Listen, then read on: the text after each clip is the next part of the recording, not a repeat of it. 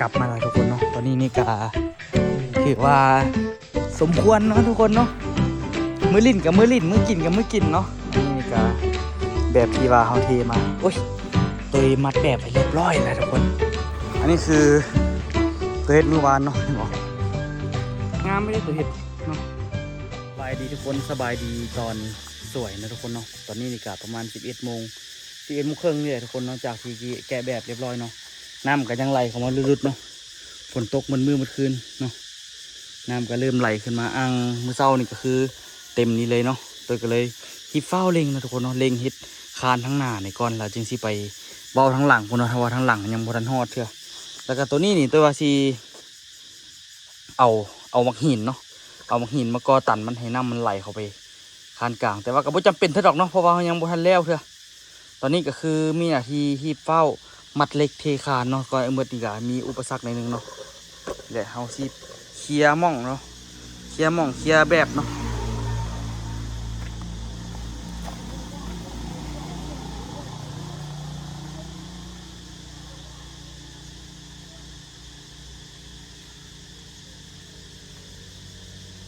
ก่อนอื่นเบิดจะต้องไม้นี่เนาะควรเอาออก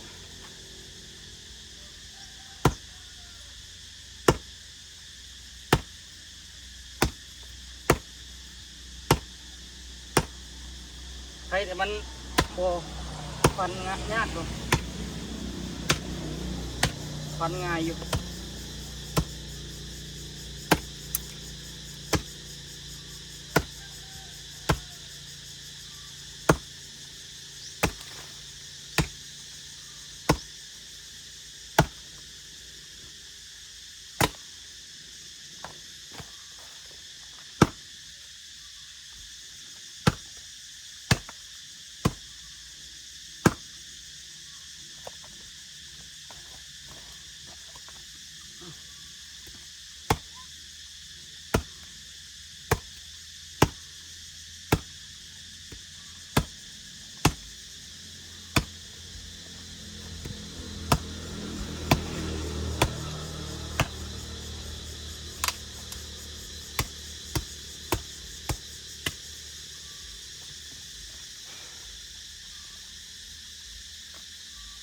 โทษนะเพื่อนพอดีนายกรีดทางซ้ำ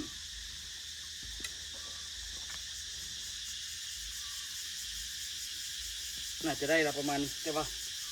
ปล่อยเขาอีกแกก็ดีกัน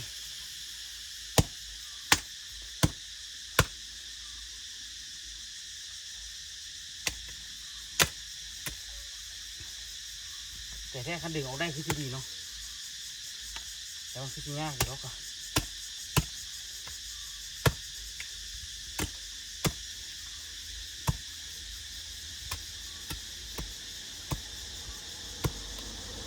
บัดแกะแบบมันยากกว่านี้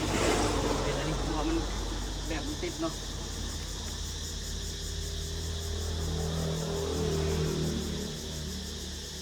แบบนี้พอดีวิทย์เลยนะพอดีวิทย์ตัวนี้เลยบาดเขาแกะแบบไม้น่ะยากกว่าตัวนี้เดี๋ยวเขาขุดดินออกอีกแน่เนาะเดี๋ยวนี้ใครจะขุดกับบริยากหรอกเนาะก็คือตัวทั้งหน้ายากพอตายนะ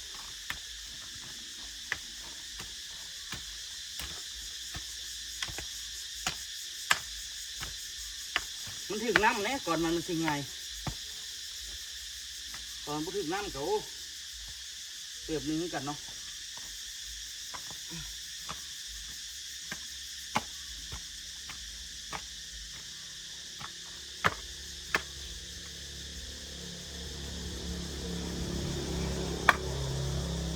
ดินตัวนี้เอาไปปลูกต้นไม้งามขนาดนี้นี่มันเป็นดินน้ำห้วยมันเสาะมานะ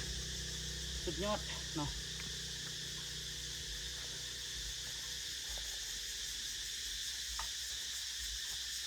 ตัวนี้ก็ได้แป้งพวกนี้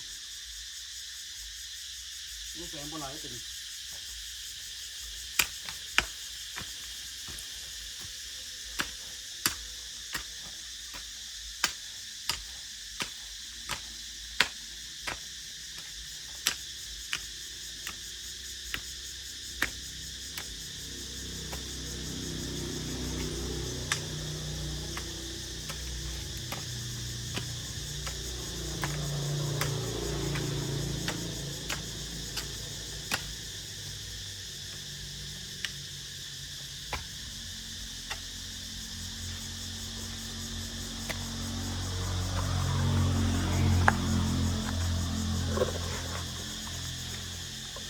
อาจจะได้แล้วประมาณนี้มัดเล็กได้ป่ะนี่มัดเล็กยาวเลยเนาะเดี๋ยวไปลากเล็กมาก่อนเศษหนึ่งอาจจะพอบุพอดอกในสีโค้งสีคานตัวนี้อีกพอดีพอชิมาเอาเล็กลืมว่าเล็กยังไม่ได้เอาลงในเมื่อวานนี้ไปซื้อเล็กกระปูดมาเนาะแล้วก็เมื่อยแห้งทุกคนเมื่อยแท้เมื่อยว่าก็เลยว่าทิ่มไปหลังรถเลยโดยที่ว่าเอาท้ายรถเข้านะเพราะว่ายันฝนจะตกแล้วมันจะตกอีนี้ดีจะตัวเอาท้ายรถเข้าบ่อขั้นบ่อเข้าในเวรเลยเพราะว่าปูนที่แข็งเนาะอันนี้มีปูนเรื่อยเดี๋ยวเอาไว้ไปส่งกับเพราะว่าย่านมันถึงน้ำเดี๋ยวจะได้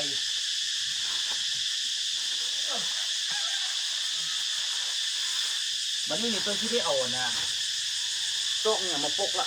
ปูนเพราะว่าน้ำฝนแล้วเนาะน้ำฝนแล้วมันฝนที่ตกห้าม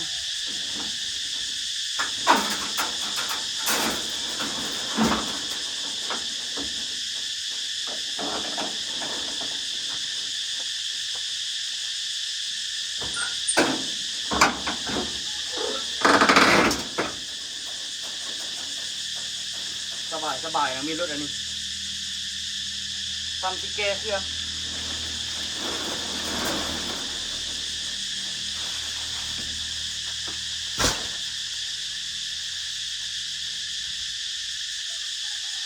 เดี๋ยวที่เอาเล็กออกก่อนดีกว่ามันที่หักนะ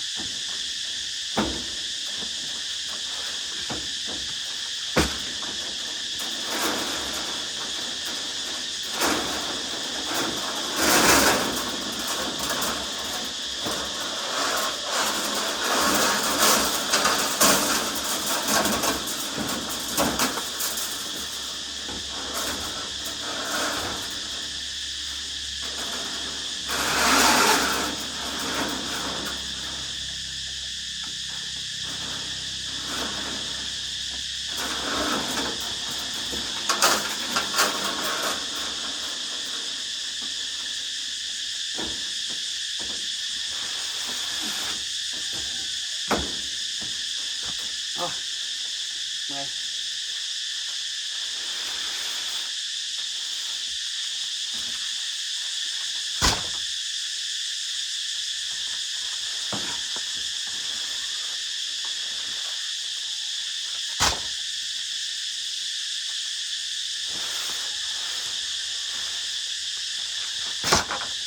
ซื้อมา10 กระสอบทุกคน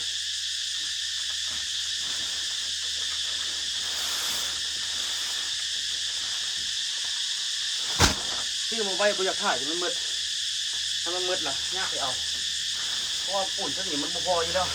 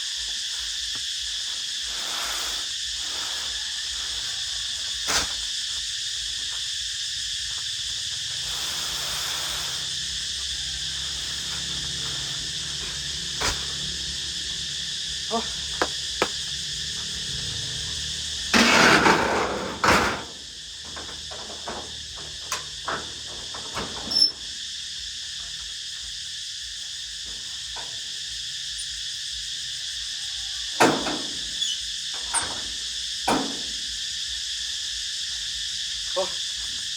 เรียบร้อยเนาะเดี๋ยวเล็กไปก่อนเมื่อยย้อนเล็ก15 เซนมาเริ่มแล้วแหละทุกคนบรีลาก่อน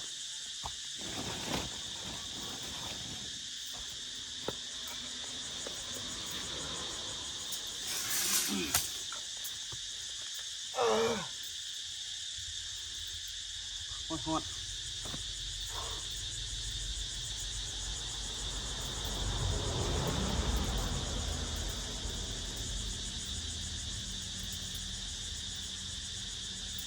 ส่งกับคาดนะพวกพี่น้องเลย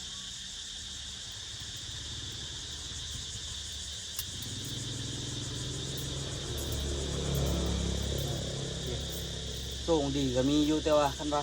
ที่ใช้ส่งดีเฮ็ดแยกก็เสียดายจำเป็นที่ส่งคาดนี้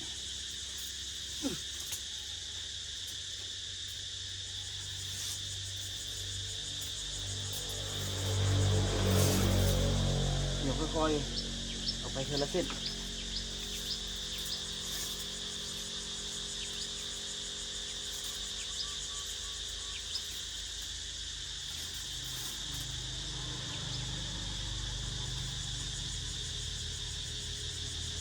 มันขึ้นเป็นพวกพยัญชนะก็ทุกคนนี่แหละแต่ว่าตอนถ่ายคลิปเดี๋ยวตัวกับถ่ายคลิปไปตอนตัวถ่ายคลิปตัวกับเบิ้งหนังไปเนาะ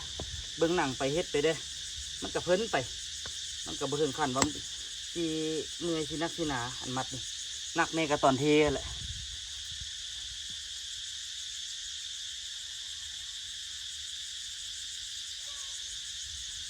เดี๋ยวเราจะไปเอานะจะไปเอาเล็กกระปูพร้อมพอที่ได้ใส่เล็กกระปูน้ำแล้วก็ใส่อันนี้น้ำฝากนั่นตัวริ้วบ่เป็นเลยริ้วยาก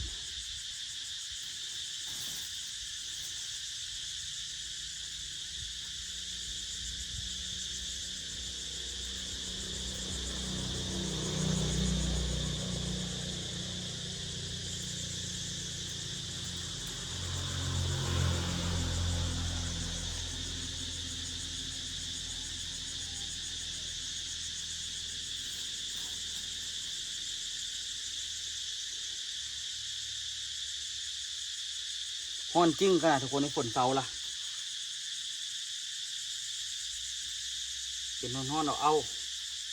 จริงจูรูอยู่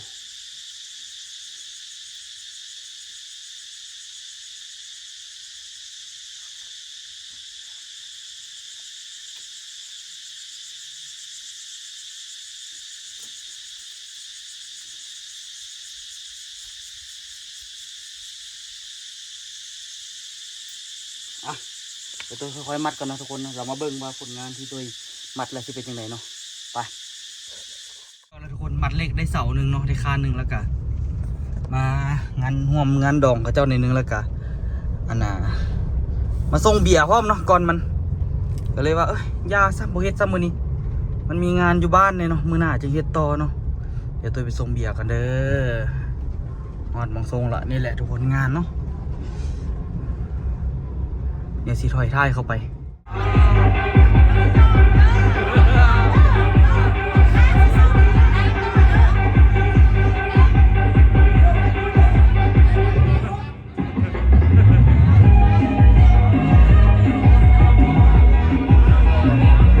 กลับมาแล้วทุกคนเนาะตอนนี้นี่กาถือว่าสมควรเนาะทุกคนเนาะมือลิ้นกับมือลิ้นมือกินกับมือกินเนาะอันนี้นี่กาแบบที่ว่าเฮาเทมาโอ้ยตัวมัดแบบไปเรียบร้อยแล้วทุกคนนี่คานเรามี4 คานทุกคนเอ้ยบอกเลยว่าภาคแบบนี้เป็นอย่างคือภาคแบบนี้เบิ่งสภาพหน้าเอา เมาละทุกคนแต่ว่ากลับมาแล้วเนาะบ่ฮอดค่ำฮอดคืนดอกมืออื่นสิมามัดต่อเฮามัดเล็กได้ซ้ำนี่แหละทุกคนเห็นบ่คานนี่มัดเล็กได้เรียบร้อยไปฮอดเครื่องนึงละแต่ว่าเขาเจ้าเอิ้นก็เลยว่าไปต่อไปหาเขาก่อนแต่ว่าเล็กตัวนี้นี่คือสิบ่สุดซ้ำนี่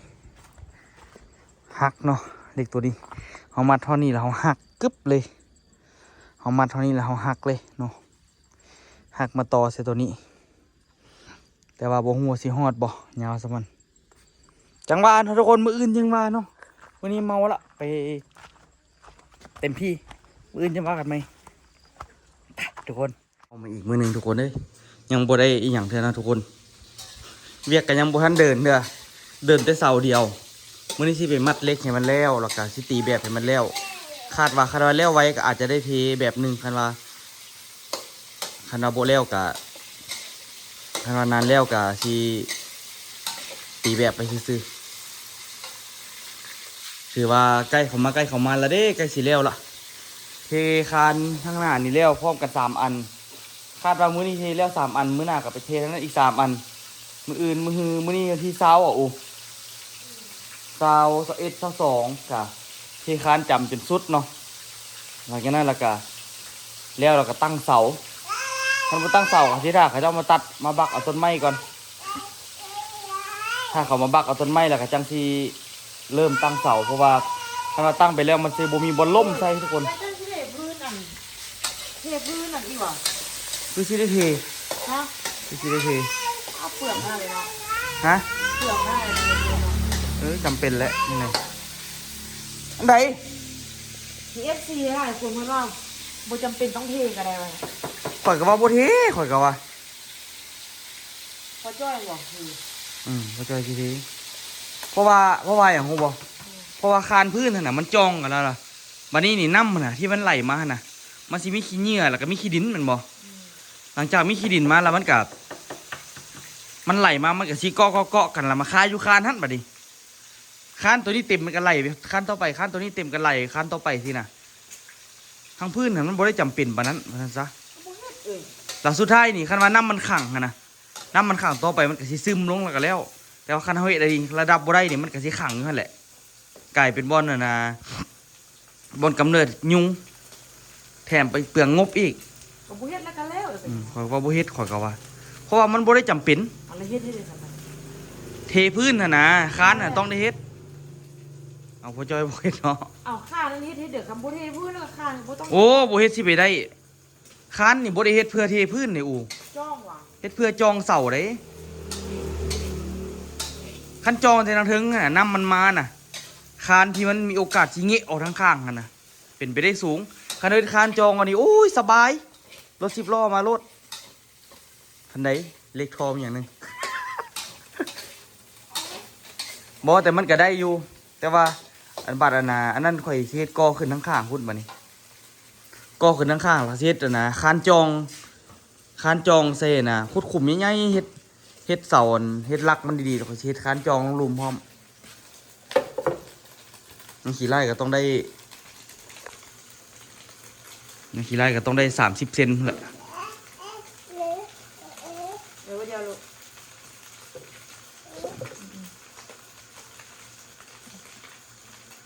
เปื้อนละล่าให้มันหลายปานนั้นมาขอเฮ็ดให้กินมาวานจะเฮ็ดจากจางพุ่นเด้เฮ็ดข้าวผัดกินทุกคนเช้านี่เนาะพอดีมีข้าวเหลือเมื่อวานนี้ก็ดีคือกันแต่ว่าตอนสวยต้องเฮ็ดกินมันเป็นโมงได้เพราะว่ามันสิหิวไวกินข้าวเจ้าน่ะ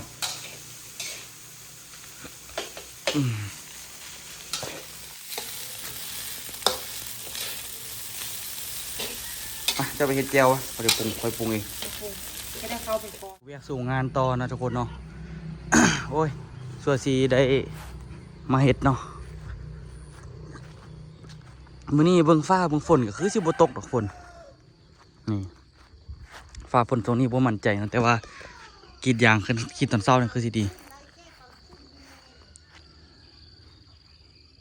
ไม่แต่จะได้ฝุ่นขี้งัว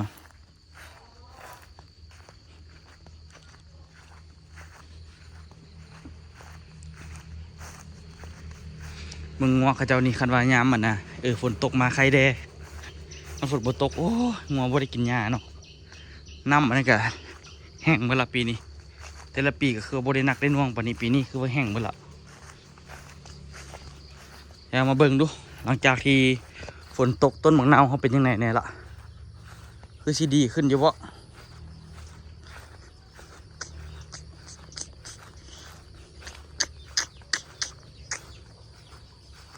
โอ้มีน้ำไหลไว้แต่ก็ไหลค่อยบ่ไหลดีกว่าซะคันเป็นอันนี้เนาะเบิ่งต้นมะนาวที่หลังจากใส่ฝุ่นใส่อย่างเข้าไปตัวเบาแท้มันคือบ่ออกมากกว่าคันหู้เป็นอันนี้ตัวเอาพันตัวไปตอนกิ่งของไอ้วันมาแล้วก็แล้วอันนี้กิ่งกับกิ่งซื่อแถมมากบ่ออกอีกมึงดูบ่ฮอดยามมันออกว่าเลยจริงเด้ปกติมันก็ต้องออกแล้วนะเดี๋ยวต้นมันยังบ่ทันใหญ่ว่ะตัวตอนกิ่งเนี่ยบ่มันเป็นต้นเลยทุกคนถ้าเป็นต้นนี่หู้อยู่ว่ามัน สีแบบว่าน่ะนั่นออกอันนี้มันเป็นกิ่งเนาะอีกจังหน่อยสิได้ตัดหญ้าอีกแล้วนี่ได้อยู่เนาะ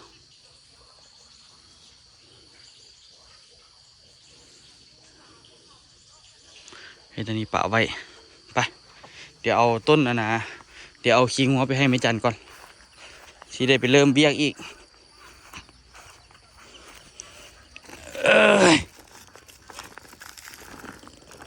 โอ้ยบักหนักตึงเลย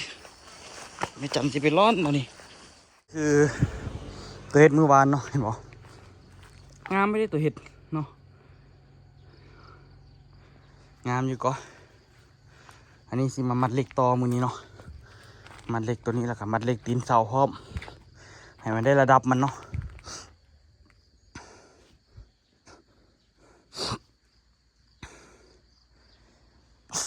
ขั้นสมมุติว่าเฮ็ดแล้วนี่ตัวว่าขั้นกอขึ้นมาเนาะสมมุติว่าเฮ็ดขึ้นมาแล้วทั้งเทิงนี่ก็ต้องเทคานเนาะเทคานอยู่แล้วเทคานต่อพี่โรแหละเนาะแล้วก็อาจจะได้ใส่เสาเพิ่มใส่เสาเพิ่มอีกจัก2 เสา1 เสา2 เสาใส่2 เสานี่เนาะต่อไปกับยามันเพราะว่ามันเป็นด่านแข็งละเสร็จตกกะมาเกิดที่นี่เนาะตอนนี้นี่กะลุยเต็มที่เนาะทุกคนนี่เข้ากันเริ่มแถวบ้านก็เริ่มเฮ็ดเวียกเฮ็ดงานแล้วได้บ่นี้เพราะว่าแล้วหมดบุญหมดงานละเนาะแต่ก็สิเริ่มเฮ็ดคือกันเฮ็ดอันนี้ก็ขึ้นมาประมาณน่าจะประมาณมันนี่เนาะเทคานแล้วก็ซัดไปพุ่นเทคานซัดไปตัวนี้กอตันเมิดนี่เต็มที่นะทุกคนกับเบียร์กับงานเบิ่งใครมันสูงหลายบางทีตัวซี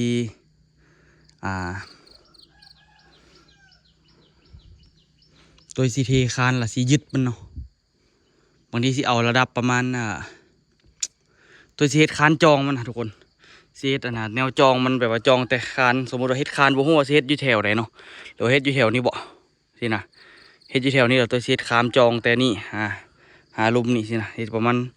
อาจจะประมาณ3 จุดพุ่นบ่นี่น่าจะแถวนี้ก็น่าจะได้เฮ็ดอยู่เป็นไง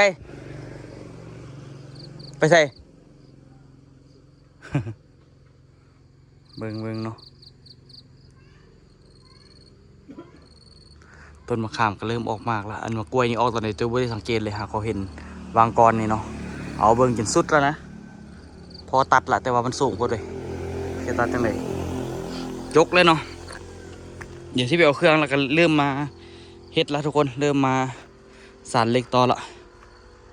นี่เมื่อวานตัวก็เฮ็ดทิมเอาไว้นี่ลองดูเถิงบ่จกก็ได้มะกล้วยเดี๋ยวกล้วยน้ำอยู่บ่กล้วยน้ำกับพ่อเอาไปมะปีก็ได้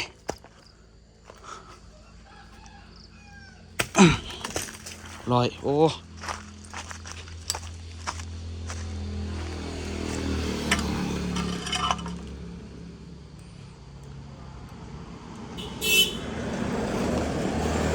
เหนียวคำเพชรกินอ่ะนี่ยำมักปีแบบสไตล์เวียดนามมึงน่าสิลองเฮ็ดกินลองเบิ่งคือตัวยาง ย่านตัวปลาฮะมาโอ้ยขี้มูกเซ็ตมันดูเอาปลาดุกนาตัวนี้ตายแล้วอ่ะเอามาน้องไม่เอียนวะ โอ้เอาไปใส่ปลาเครื่องคือคักเนาะ เขาบ่มีก็ค่อยมาไปส่งเข้าไปเป็นมันเย็นไปตัวเว้ย ไม่ใครดีเนาะ ไม่ได้โลโลก็โลเอ้ยเดี๋ยว90 บาท แม่ เป็นร้อยเนี่ย เอาอุดทุ่งไปใส่เลยแม่ เนี่ยว่าอันนี้ เอาลงมาให้เราเนี่ย เนี่ยไปไข่ส่งเนี่ยไปได้ส่งอยู่แล้วแล้วพอไอ้ส่วนว่าอยู่ว่าเลยเปลี่ยนบ่ได้ ปลาโอ้ยเดียดได้เซ็ตเอาถงมาถงมาก่อนมาหนึ่งขี้มูกก่อนมาหนึ่งเอา กินเบียร์บ่ได้เดี๋ยวห้องกินส้มปลามือมันแดงฮ้อนๆ ปลาไม่ไข่นี่นะ ปลาไม่ไข่แล้วปักคักกับตุ้งยงน้ำปลา เอาไหม สารแซ่บดีเด้อปลา เอาตุ๊กแก้วอยู่หั่นเราบ่เอาอ่ะ บ่ค่อยกูได้แล้วกูบ่ได้แวะ ขายได้เลยนี่ ก็บ้างนะเป็นโลลูก โลเท่าไหร่ ว่าสิพัน โลครึ่งน่ะนะป่าไม่ไข่ เอาซะไปลาบแล้วไหม ลาบลาบบุเซฟ ว่า ไปปิ้งกันแท้แล้ว ปิ้งกินแต่ปลากินแต่ไข่มาฮะ ให้ป่าให้ สร้า ป่าง ดู สั่งดู ให้ป่าปิ้งมุก เอาสั่งมาสั่ง ครับครับ บักน้อย บิ๊กไข่ อันนั้นว่าบักน้อยกับที่ฝากมาให้หน่อย ไม่อื่นไม่คืนนี้ก็ไป มันไข่มันสิโลหันไข่มัน ไม่ไข่ป่าน้ำสาดเนาะบักคักเลยมันคือป่าน้ำลึกเลยพอดีลูซี่บอก ดูสินั่นกิโล5แล้วก็แล้วสิ แต่โลซี่ยังสิเอาโล5อยู่เอาแต่ว่าแล้วเนาะ เฮ้ยล่ะ ไก่เอาให้ไก่ตีสิ เอาใช้ ข้างไปข้างบอกข้างข้างดีเลยโอ้มันโต๊ะมันทำกันเลย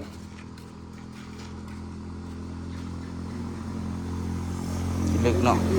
อันนี้ไปส่งเขาวะเขาเอาอยู่ป่ะปลาน้อยปลานิ้นเขาคือบ่เอาอ่ะ ชอบหวานนี่ไป มอมนี่ขนาดเอาโต้นี่เนาะ จะเอามาซอยกิน ซอยก็ได้แกงเป็นต้มส้มมันหัวมันกับไข่มันก็แห้งกับพึ่งโพรง ซอยเด้ซอยอัน ซอย ซอยลาบพันวะ ซอยก้อย ซอยก้อย ต้มพอกับสิก้อยปลานิ้นปลานิ้นซ่องตัว มันก็ถึกๆเนาะขึ้นไปขึ้นมาก็ได้เนาะมันถึกเขาได้วะ ทุกเจ็ดสิบห้าพัน 75,000 ไปเลี้ยนพร้อมไหน โอ้คาราสิ ปลาถ้าเป็นปลา คารามาละถึกซ่วงเขาสิไปเวียงเนาะสิซื้อไป เมื่อเขาไปกับไป บ่ถึกซ่วงกันเนาะ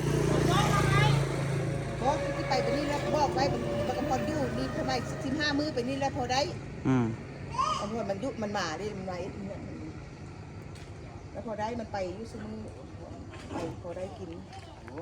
เอาไปก็บ่มีซื้อนั่นมัน ดาเฮ็ด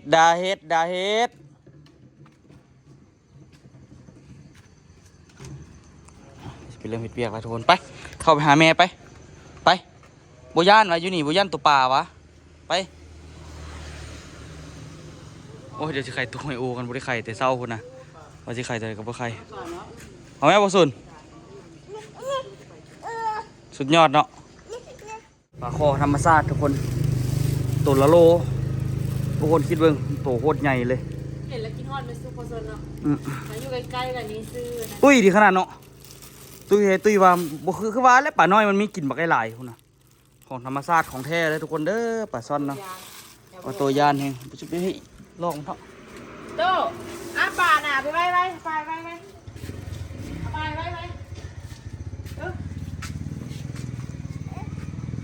ย่างว่ะ ย่านนี่หยังตัวปลาซื่อ ไปย่างแล้วบอกกันทีนี้ ๆขี่กูที่บ่เฮ็ด ก็ไปลอกกันตัวขายเครื่องวนไปนะทุกคนเนาะช่วงนี้นี่ก็แล้วปีใหม่แล้วเมื่อวานนี่ก็พอได้อยู่อ่ะฝนก็ตกทุกคนเด้ หวานเมื่อวานนี้ฝนตกไม่ได้ขายเครื่อง โอ้อย่าเฮ็ดไปหาแม่มันไป วานได้เงิน2 ล้านปลาย ก็ดีก็บ่ได้ขายนะทุกคนเนาะได้เล็กๆน้อยๆไปแต่ว่ากำไรมินในเดียวทุกคนเนาะขายเครื่องย่อยก็น่าจะฮู้ดีว่ากำไรมันบ่ค่อยมีหลายปานใดดอกเนาะแต่ว่าก็พอได้อยู่ได้กิน แต่ว่าก็เริ่มเบิดห่วยก็เริ่มสิได้เก็บเนาะอุ่นเนาะสุดก่อนนี่คือคันที่ว่านี่ก็เอาเงินขายเครื่องนี่แหละมาเฮ็ดทานนี่นะเพราะว่าเฮาเอานะเปียห่วยแล้วมาเฮ็ดทานนี่แล้วแล้วก็เริ่มใช้มันคืนนะอุ่นเนาะแต่ว่าก็เงิน YouTube ข่อยบอกหลายๆเด้นี่ เงินลูกหลาน เอามันกัดเด้อโตเด้อไปตัวหมาใหญ่เราบ่ย่านมันเนาะเราบ่แล้วล่ะอาบน้ำมันนี่มอมแมมโพดไปทุกคนเป็นยังไงค่อยเจอกันคลิปหน้าทุกคนถ่ายคลิปแต่มื้อวานนี้หากว่าแล้วมื้อนี้เนาะเอาโตได้กินปลาคอแท้มื้อนี้นี่นะสิญาติบ่ได้ตัวยังสิกินมันอยู่เอาไปเมียนไปเอาไปขังเมียนคันบ่ทันได้กินนะไปทุกคนเอาไว้เจอกันคลิปหน้าเด้อ